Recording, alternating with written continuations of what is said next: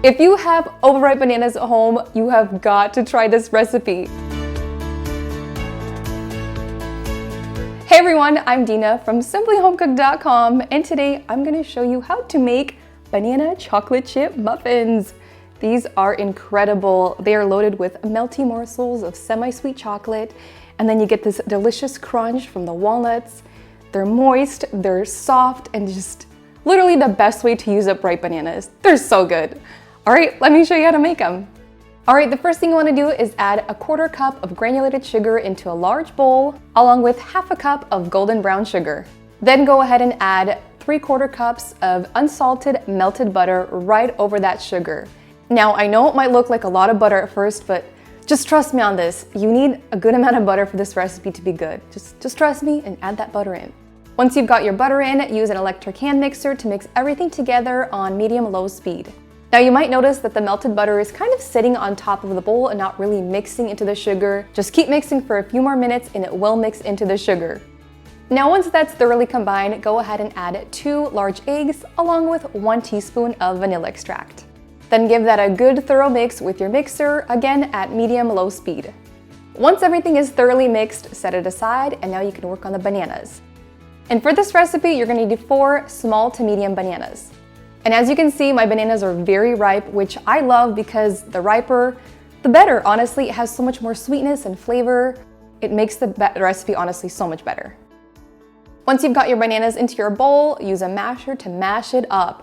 Mash it up really well. You're looking for like an applesauce type of consistency. That's when you know you're done mashing. Then go ahead and add your mashed up bananas right into the butter and sugar mixture. And again, mix it on medium-low speed until everything is thoroughly combined. Now it's time to add in the dry ingredients. Place a fine mesh sieve right over the bananas and sugar.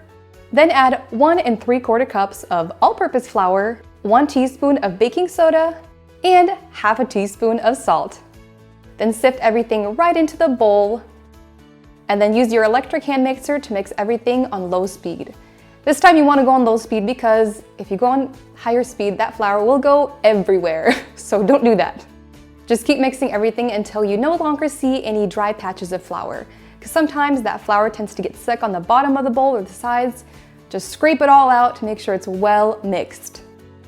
Now you're gonna ditch the mixer and grab your spatula, and you wanna add 1 cup of semi-sweet chocolate chips along with 1 cup of coarsely chopped walnuts. Now use your spatula to fold everything together, making sure to scrape down the sides and the bottom of the bowl until everything is well combined. Now preheat your oven to 350 degrees Fahrenheit, and then line your muffin tin with cupcake liners. Or if you don't have cupcake liners, you can always just spray the pan with nonstick spray. Now scoop out your muffin batter, dollop it into each, what do you call that? Each little section. I don't know what it's called. Now depending on the size of your bananas can determine how much muffins you'll get out of this recipe. My bananas were kind of small to medium size, and I got exactly 12 big full muffins. So if you do get a little bit more, it's probably because your banana is a little bit bigger, so don't come at me. But a little extra muffin batter never hurt anybody, so it's okay. Now once you've got your muffin tin all filled out, I like to add a little bit of extra, actually a lot of extra chocolate chips. I mean, if you're gonna add chocolate chips, add a lot. I mean, go big or go home, right? Once you got your chocolate chips on the muffins, go ahead and pop it in the oven for about 20 to 24 minutes.